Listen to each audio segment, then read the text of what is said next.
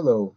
So, this is going to be quite a lengthy and philosophical video, so I'd ask you to bear with me. What I'm going to be doing here is making a quasi-response to a video that I've just watched, and I'll put a link if I can. It's Actualize.org, How to Stop Caring What Others Think of You. The guy, Leo, raises a lot of interesting points, and he touches on a lot of angles with this that I've been actively looking for. Like I mentioned, Lavender, she done the same thing. Her video was a lot shorter, but both people raised some very good points. His was a bit more in depth. It was a lot longer, about 57 minutes. But it is worth listening to what he is saying because I think he raises a lot of valid points. Lavender's is also very good. It's a lot shorter, so she summarizes some important things to consider regarding this. Um, I have no hesitation in admitting this is something that I've personally struggled with for a very long time. I do care a lot about what other people think, and I would be insincere and a liar if I said that I didn't. So I'm at a time in my life when I am actively observing my shortcomings and observing what I need to do to improve myself, not based on what other people think, but on what is basic reality. And I more or less agree with everything they have said. However, there is a few other things that I would like to sort of add to it and put in my own thoughts. One thing I would point out about sort of self help or development videos online, and there is quite a lot of them out there. Whilst they can be very beneficial and insightful and useful, I find a lot of them are retrospective, and this isn't a criticism; it's an observation. A lot of the people talking about these issues speak in retrospective terms, i.e., I used to be that way, I used to think that way, this used to be the problem that I faced. But what very few people mention, and this is not, by the way, targeted at any individual person, it's a general observation. What very few people mention online in these development videos is that we will always be imperfect. Now, people of faith very often, and I'm not going to make this a video about religion, but I just want to mention it in passing. People of faith very often talk about the fact that they're striving to be a perfect Christian or a perfect Muslim or whatever it is, but they know that they will never be perfect in the eyes of Jehovah or Allah or whoever. Um, So even in religious dogma, there is an acceptance that you'll never be perfect. And that is a basic human reality that we all have to accept. Now, I'm sure the people making those self help videos, and I'm sure they would agree with me on this, still have struggles in life. They still acknowledge that whilst they may have reached a certain level of confidence and development, they too will have days where they struggle or where they have to adapt to something because no matter how intelligent you are or how much you try to adhere to these very worthwhile principles and guidelines, there will always come a point where you're tested. And no human being in the world, no matter how intelligent, no matter how successful, will constantly be able to 100% be the best self. It's impossible because then you're putting a plane of perfection on an imperfect human being. So I do believe that people can develop themselves, reach goals, and develop a lot more confidence and so on. But I I don't think there will ever be a situation when someone can be 100% perfect in their aesthetic image of themselves. It will never happen. And I'm not talking externally here. I'm not talking about like developing a six pack or whatever. I'm talking about the fact that, in my view, people can never, ever, ever be the perfect version of themselves. They will always have an imperfection. So I think that is something that the other videos I mentioned didn't really touch on. Although I respect the fact that people making those videos would have their own life circumstances and they're reaching their own goals and so on, and they're sharing that. Now, one thing that I would maybe point out about my videos that is perhaps a bit different is my videos are not retrospective. So it's not a case of saying, and again, it's not a criticism of their videos. I think their videos are very helpful. But something that I offer that's maybe a little bit different is that I'm experiencing it right now in the present. I am at a time in my life where I am dealing with depression. I am dealing with insecurity. I am dealing with sometimes confidence issues. And I'm saying this not to not to get attention, not to plead for sympathy, not at all.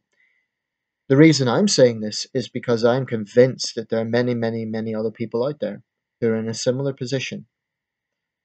Now, basic truth is everyone on the planet is different.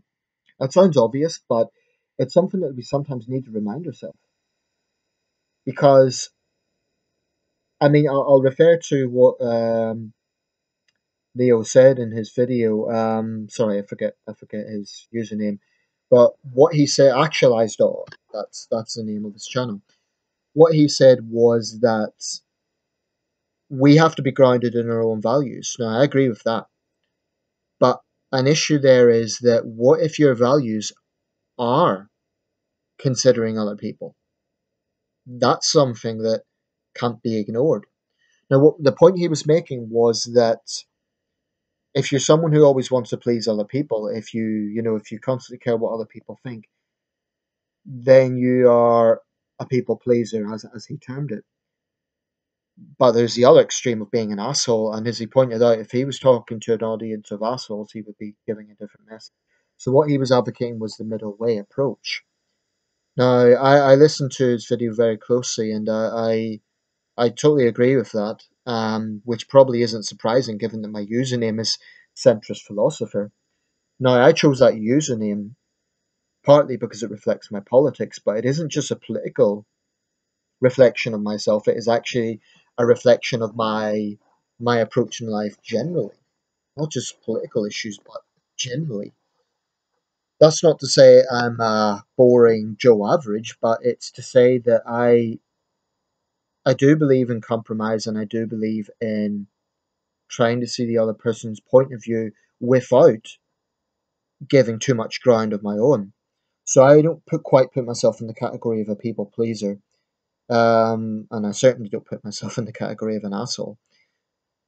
But in terms of reaching this middle ground, there are certain barriers in life that are unavoidable.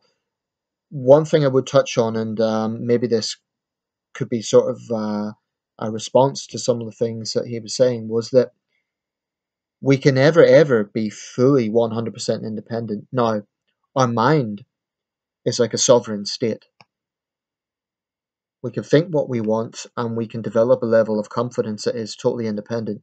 And what he was saying about absolutely getting to a point where other people's views, positive or negative, don't have control over our own lives, that's very good.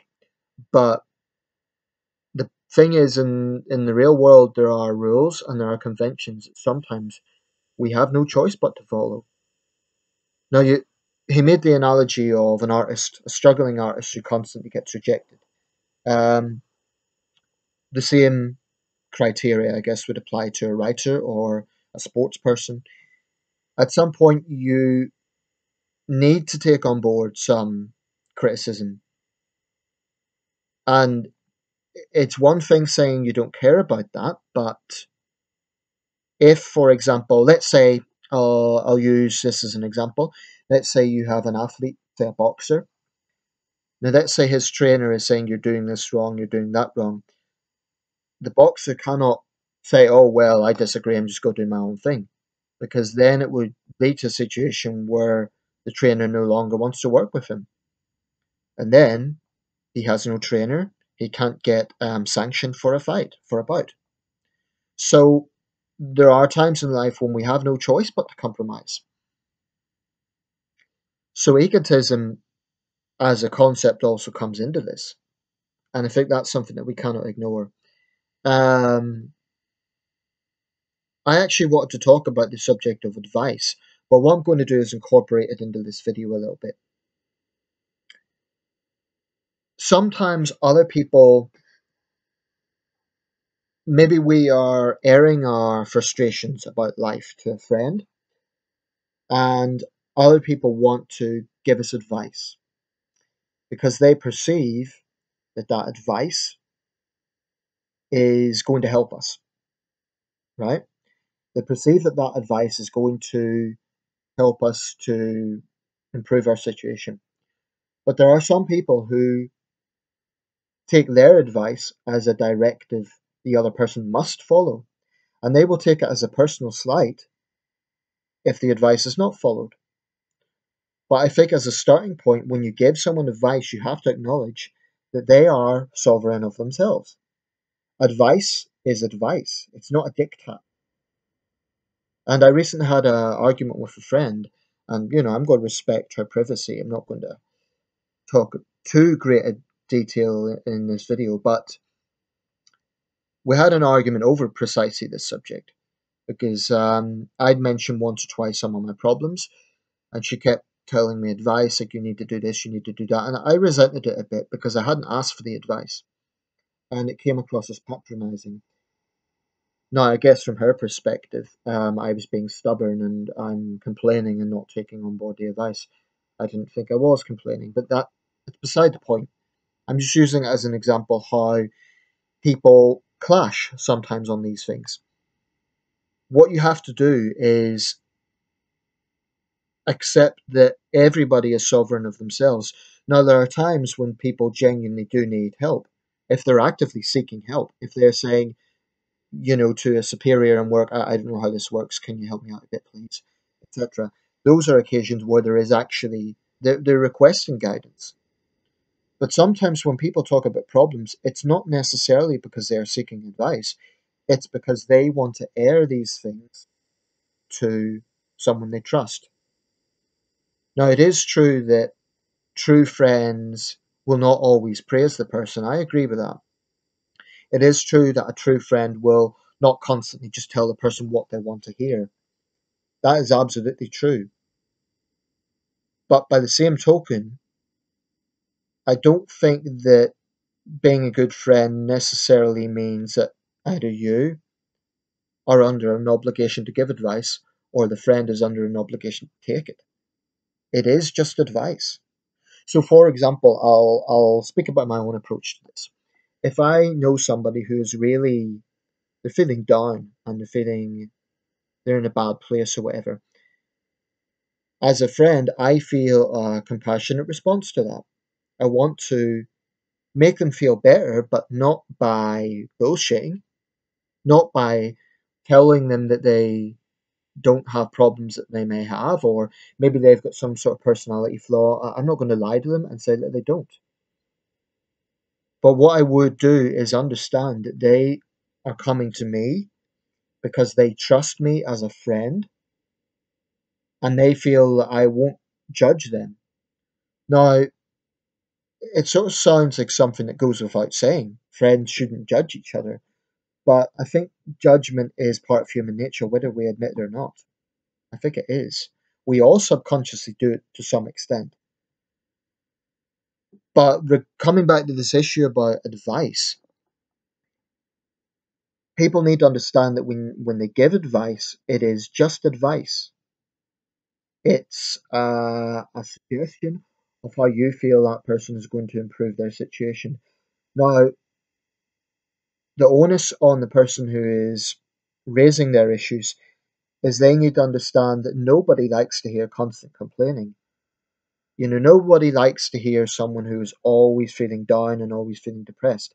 So, with myself, although I do feel down more often than I would like, I do try to take a measured response to this.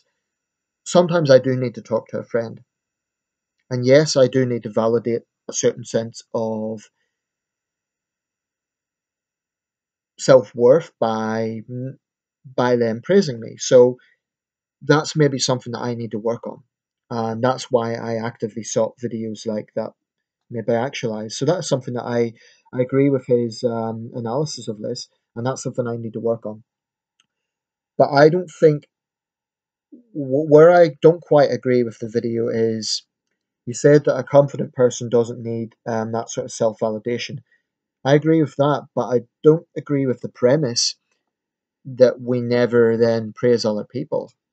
Now, I apologize if I'm misunderstanding that, but that seemed to be the premise that you were making, was that everybody should have a level of confidence where they don't need validation from others. I don't think there's anything wrong with praising other people. I don't think it's insincere. I don't think it's fake or anything like that. I think human beings should build each other up, because in the end of the day, we are all frail. Even confident people have frailties. So everybody at some point does need a certain level of validation. At some point, I don't think you can go through life and absolutely never, ever, ever want praise or compliments. Now, I might be wrong about that, but I think it is basic human nature. And these are just thoughts I'm sharing. I'm not trying to contradict your theories or anything like that, but it's just thoughts that I'm sharing. Um, it all comes down to how to stop caring about what other people think. Now, like I say, I agree with a lot of the points raised in the video, but a lot of what you were saying is based on what strangers think. I do think the situation is a lot more complicated in the context of friendships and relationships. And that's something, with respect, you didn't entirely touch on. I mean, you were talking about this middle way, independent thinking, and reaching that level. And I would agree with that. But I believe that in a relationship, in a friendship, you have to get into a certain compromise situation where you do adapt to someone else's approach to things, but do it to an extent where you are reaching them halfway. Because if you give too much ground, then you start feeling like a walkover, and that is utterly damaging to self confidence. And yet, if you give no ground, it will inevitably lead to arguments, because your significant other or your good friend or whoever it is going to think you're just an arrogant, selfish person. Now, you rounded off the video by saying, "Don't worry, this approach will not make you an asshole." And I think I understood what you were saying with that, because it is, I guess, it is a problem that a lot of people who are people pleasers have. Now, as someone who, I don't consider myself a people pleaser, I don't quite fit into that category where I want to please everyone. If I disagree with someone, I will say so, and I will, you know, I put myself actually in a category of, you mentioned three categories: people pleasers, middle ground, and assholes. I'm somewhere between people pleaser and middle ground. I'm not a complete people pleaser, but I haven't quite achieved the sort of approach that you're talking about, which I would like to do because I actually agree with it. But I'm somewhere between a people pleaser and the middle ground. I do like to get on with people, and I do like to be, if not popular, I, I want to be at a level where I'm not unpopular. Now, for me, the struggle is working with that area. So you mentioned those three things: the people pleaser, the middle ground, the assholes. Like I say, I'm somewhere in the middle between people pleaser and middle ground. I don't consider myself a people pleaser because I believe I'm a sincere person. So if I disagree with someone, I will say so. And if I feel that someone is slighting me, I will also say that. But what I do is I bring diplomacy into it if I care about that relationship. And that's maybe something that I want to develop on a bit in talking of my own approach to this. I think there is value in diplomacy. Now, you mentioned a lot about values. And the reason, by the way, I keep going back to Leo's video is because he made a lot of very good points. So I'm talking about wider issues, but I am linking this to the video he made because he already covered a lot of things I want to talk about, and I'm just kind of expanding on it and analyzing some of those things and reflecting on my own thoughts. I think that there is a point where in intimate relationships, in friendships, on some level you do have to adapt to the other person's thinking on some level. Now the struggle that I've had is I always have a sensation when I've argued with someone, I'm usually the first person to make the peace. Especially if it's an online argument, i.e. if I have a friend who's on the other side of the world. This happened to me very recently, in fact. And I'm going to use this contemporary example. I said a while back that what I do is I talk about contemporary issues that I am facing. And I think that's useful. I could very easily make a video 3 years from now and say I've reached this level where I'm very confident and this is the things I've learned, etc., etc. But it might be useful to actually talk about how I'm feeling right now. So I had this conversation with my friend, and basically the issue was I'm going to just talk about this because I'm not, breaking anyone's privacy or anything like that. We had a row because, not a row, but a back and forth debate because she never ever says hello. She never gives me any impression that she cares much about our friendship. So I had a bit of an issue about this because to me it seems our friendship is one sided.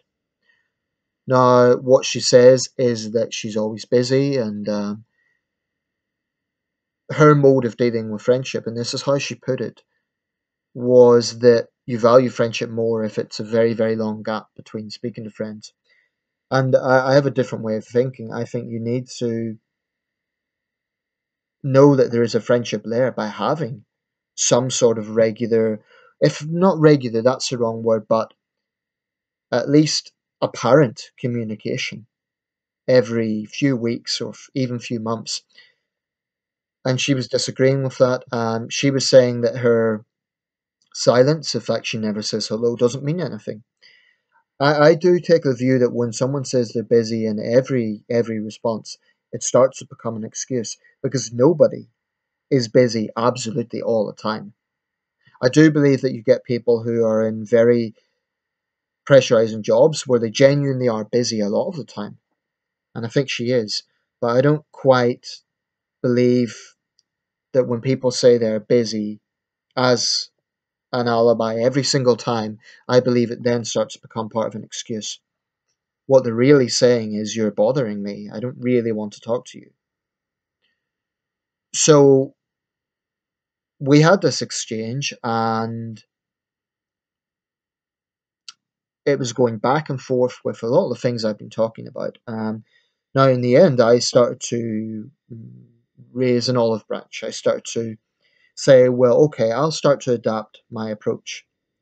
I'll not contact you so much and I'll try to understand your way of thinking. Now, almost immediately, i.e., within the last 12 hours, I've been thinking, wait a second. Some of the things she said was patronizing. Some of the things she said was I just plain don't agree with. And I always have this retrospective thing with arguments like, I could have said more. Why didn't I say this? Why didn't I raise that point? So that's something I have to analyze and sub-analyze. And then my whole thinking is, well, should I go back, right now after this video? Should I send her another message and say, well, wait a second, you were wrong to say that about me. Your perception of me is entirely wrong. And to be quite honest, that is why I actively sought out a video just like Actualize.org, which has been helpful, I have to say. Without that, I wouldn't have been thinking of some of the points that he raised. But my point with that, the reason I've raised that as an example is personal relationships. And in this case, this person I'm referring to happens to be, at least from my perspective, a close friend.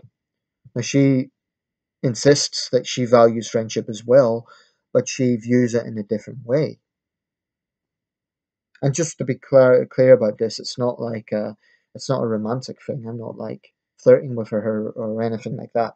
It is strictly a friendship basis from my perspective. Um, so the point I would make is that whilst I more or less agree with most of the points that Actualize.org makes, I think one problem with the analysis is that there's this assumption that all of this can be reached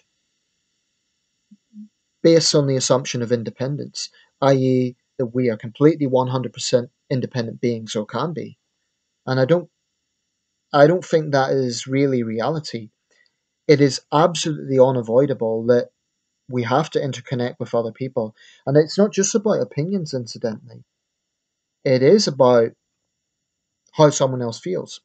I mean, in a relationship, you can't not care what the other person feels. You just can't. Because if you don't care how he or she feels, the relationship is inevitably going to break down. So the only thing I would say is that whilst I agree with a lot of what Actualize.org is saying is true, and I would definitely relate to a lot of that, I think that you do need to consider other people's feelings.